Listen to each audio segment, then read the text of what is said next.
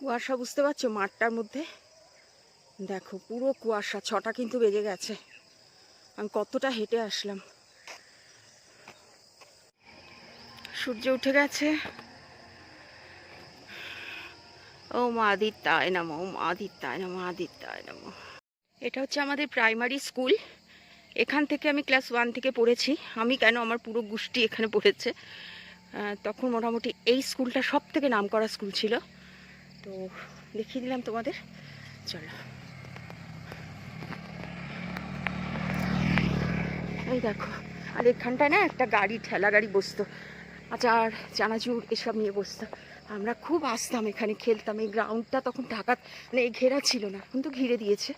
তবে স্কুলটা মনে হয় বন্ধই হয়ে গেছে। এটা শ্রীলতা ইনস্টিটিউট। এখানে ইনস্টিটিউটে যা থাকে তাই আছে, প্লাস এখানে বাইরে থেকে যারা প্লেয়াররা আসে না তারা এখানে থাকে। ওপরে রুম আছে। তো দূর থেকে দেখালাম। আমার ইউটিউব চ্যানেলে গেলে এটা পুরো ফুল ভিডিও পাবে। এইগুলো হচ্ছে সি টাইপ। এটা হচ্ছে গোলমোহর স্ট্রিট। আর এই স্ট্রিটের সব সি টাইপ।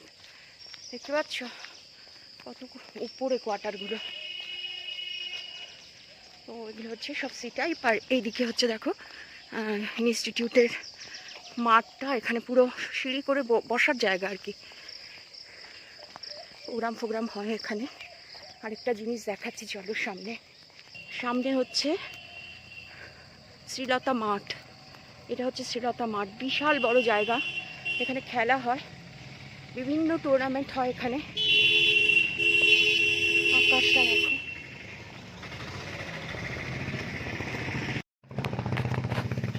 এটা হচ্ছে শ্রীলতা মাঠ। যত দূর যাবে তত দূর রেলিং দেখবে, মানে ঘেরা দেখবে, রেলিং বলছি। এখানে খেলা হয়, স্টেডিয়াম আর কি। এখানে দুটো স্টেডিয়াম রয়েছে চিত্তরঞ্জনে। এটা হচ্ছে শ্রীলতা, আর একটা হচ্ছে ওভাল গ্রাউন্ড। যদি কোনোদিন ওই সাইডে যাই তখন দেখাবো। একবার দেখিয়েছি, আমার ইউটিউব চ্যানেলে সব কিছু রয়েছে চিত্তরঞ্জনে। সিনেমা হল বন্ধ। এই যে এটা হচ্ছে লাইব্রেরি, দেখতে পাচ্ছ? এটা লাইব্রেরি, দেখো লেখাই রয়েছে লাইব্রেরি। এই যে শ্রীলতা মাঠটার এন্ট্রান্স এটা। অনেকে আসে ভোরবেলা প্র্যাকটিস করতে। এই দেখো, অনেকে প্র্যাকটিস করে এখানে। তো দেখো মাঠটা উপর থেকে দেখাই চলে।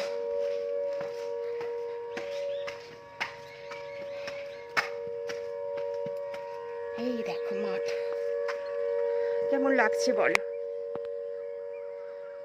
6টা সিটি পড়ছে, দেখতে পাচ্ছ মাঠটা কতটা বড়। মাঠ একদম ভিজে আছে কুয়াশায়। এখানে ফুটবল খেলা হয়। এই হচ্ছে স্টেডিয়াম। উপরের ঢাকনাগুলো কোথায় গেল কি জানি, পুরো ঢাকা ছিল, ওদের খুলেছে কোনো কারণে, ঠিকঠাক করবে। এই পাশটাতেও তাই। আর এই যে কত খেলা দেখেছি ছোটবেলাতে। আগে তো ফুটবল খেলার ক্রেজ ছিল, এখন তো নেই। এখন ফুটবল খেলার ক্রেজ কোথায়, এখন ক্রিকেট। তো বাবার সাথে খুব আসতাম, আর তখন সমস্ত ইস্টবেঙ্গল মোহনবাগানের সব প্লেয়াররা আসতো। ইস্টবেঙ্গলের তরুণদার সাথে সেই থেকেই পরিচয়, কারণ আমার দাদার বন্ধু ছিল, আমার ছোটদার বন্ধু। তো আমার সাথে এখনও খুব ভালো রিলেশন, আসেও মাঝে মাঝে আমার বাড়িতে। চলো এবার এই দেখো, এটা হচ্ছে শ্রীমতী সিনেমা হল।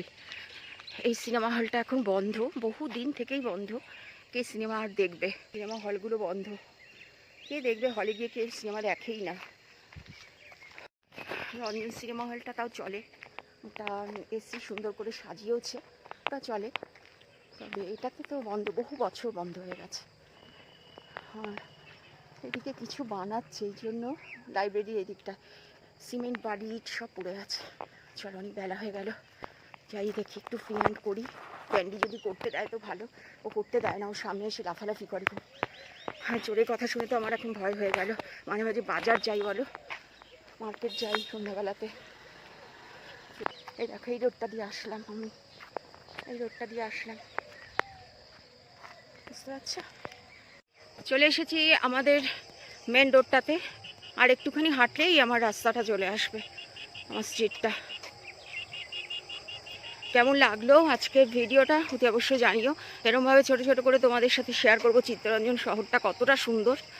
কুয়াশায় মানে একটু আবছা লাগছে। হাই বন্ধুরা, আমি মার্কেট এসেছি আমার বৌদির ভাইয়ের দোকানে ডিম নিতে।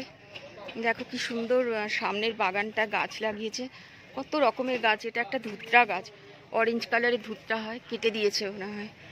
জবা ফুলটা দেখো কি সুন্দর কালারটা, দেখেছো?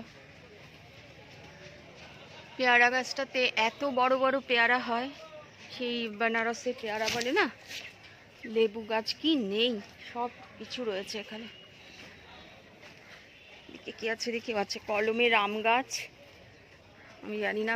পাশের গুলো কি লিচু গাছ, আর ওই পাশেরটা কি গাছ আমি বলতে পারবো না। জাম গাছ, মেবি জাম গাছ, না লেবু গাছ, বাতাবি লেবু বা জাম কিছু একটা হবে। আর এটা হচ্ছে মুরগির খামারটা, দেখো কত মুরগি দেখতে পাচ্ছ। যে আরে ভয় বসে আছে গো, কখন কেটে দেবে। এখানে সব কলমের গাছ, পেয়ারা গাছ, এসব গাছগুলোতে ফল হয় জানো তো। এখন নেই, শীতকাল জানি না এখন হয় না হয়তো। ওইদিকে একটা লেবু গাছ। দারুণ দারুণ বাগানটা, যখন সব কিছু ফল ফুল হয় না, দেখার মতো লাগে। ফুলটার কালারটা হেবি সুন্দর। চলো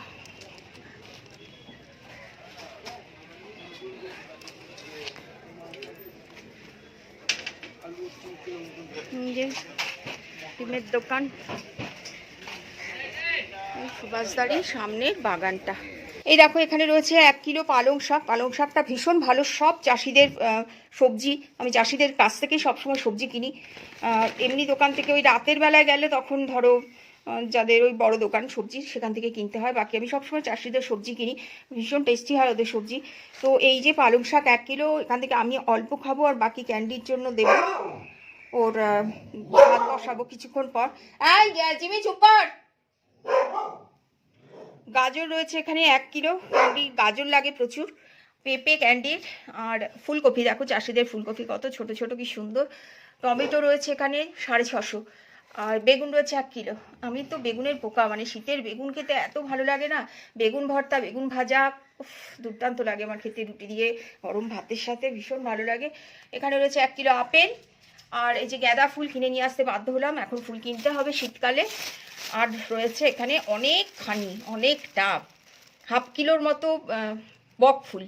বকফুলে বড়া খেতে ভীষণ ভালো লাগে। সেদিন 10 টাকায় মাত্র 15টা দিয়েছে, আজকে দেখো 10 টাকা। দেখো আমি এটা ঢাললে বুঝতে পারবে। এই দেখো 10 টাকার বকফুল, দেখো কত। ওই যে বললাম না, চাষিদের কাছ থেকে নিলে না, ওদের গাছের তো, ওরা ঠিক ঠিক দেয়। এই হলো আমার বাজার। আর শুধু মাছ কেনা বাকিও, পরে গিয়ে কিনবো। আর এখানে রয়েছে চন্দ্রমুখী আলু 2 কিলো। আলুটাও আমি একবারেই কিনি, বারবার করে আমার পক্ষে যাওয়া সম্ভবই না, ওই জন্য। Hello, good afternoon everyone. আমি মার্কেট গেছিলাম, হসপিটালও গেছিলাম।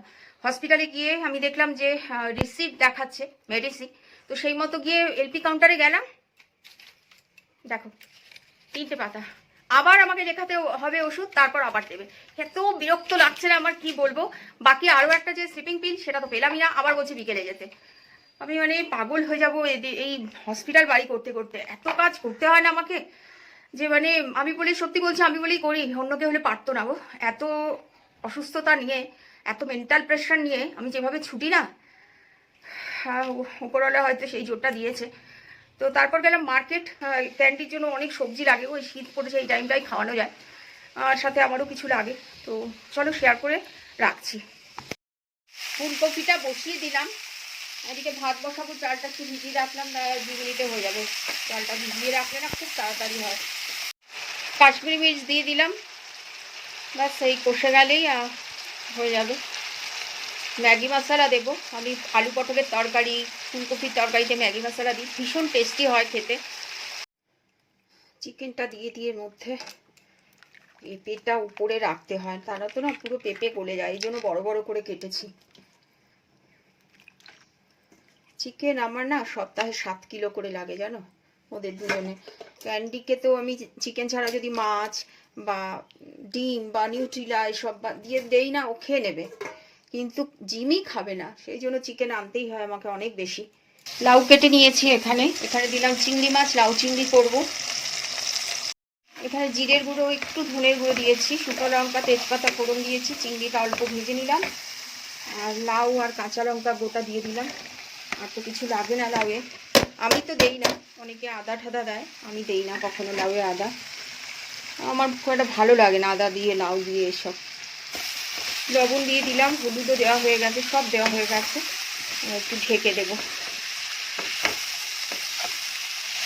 বক ফুলগুলো ধুয়ে নিয়েছি, বেছে নিয়েছি, একটা রেডি করে নিলাম, ওই একদম খাবার আগে এটা ভেজে নেব।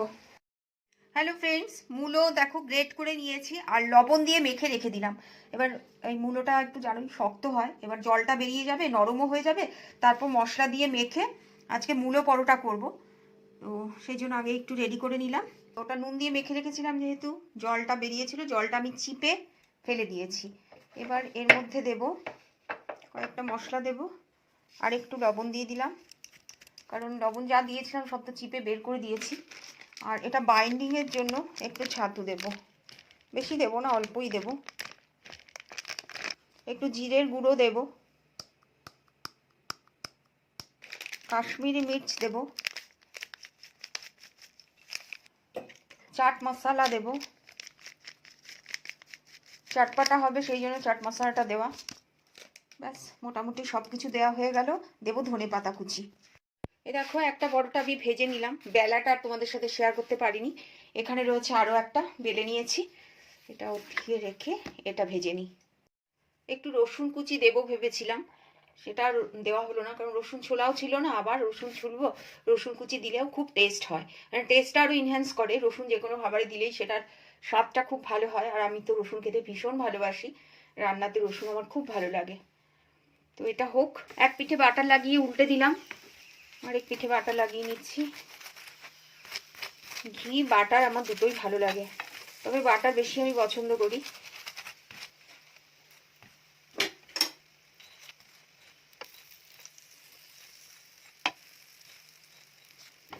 শীতকাল পড়লেই এরকমভাবে ফুলকপি দিয়ে পরোটা, মানে কফি পরোটা, আলু পরোটা, মেথি পরোটা, পালং পরোটা আর মূলো পরোটা আমার ভীষণ খেতে ভালো লাগে। আরেকটাও দিয়ে দিলাম, খুব সুন্দর একটা ফ্লেভার বেরোচ্ছে। এইসব খেয়েই তো শীতকালে আমি আরও মোটা হয়ে যাই। মিষ্টি তো খাওয়া একদম বন্ধ করে দিয়েছি, এখন পর্যন্ত আমি গুড়ের রসগোল্লা খাইনি, মানে একবার খেলে না মনে হয় রোজ খাই।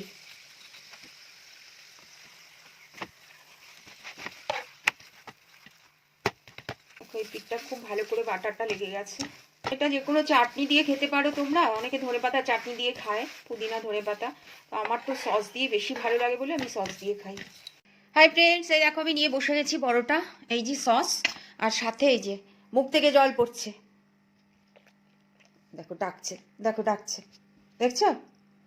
মানে ওকে দাও, ওই দেখো কোলে বসছে, মানে কোলে বসছে মানে ওকে দাও, এরম ভাবে তাকিয়ে থাকবে আর এখান থেকে জল গড়ে গড়ে আমার এই সালোয়ারটা ভিজিয়ে দেবে। লোভ লাগছে? লোভ লাগছে তোমার? লোভ লাগছে, কিন্তু এটা কি করে খাবে তুমি? এটা খেতে পারবে না তুমি, তোমাকে দেওয়া যাবে না মা। হ্যালো ফ্রেন্ডস, দেখলে আমার আজকের ডিনার থালিটা কি রয়েছে, শেয়ার করলাম, যতটুকু পারলাম শেয়ার করলাম। শীতকালে এরকম খাবার খেতে আমার ভীষণ ভালো লাগে। মূলো পরোটা, আলু পরোটা, ফুলকপি পরোটা, আর কি মেথি পরোটা, দারুণ লাগে খেতে। পরোটা আমি এমনি খেতেই খুব ভালোবাসি, লুচি পরোটা। তো চলো ঠিক আছে, ভালো থেকো সবাই, আবার আসবো কালকে। Tata, bye, good night.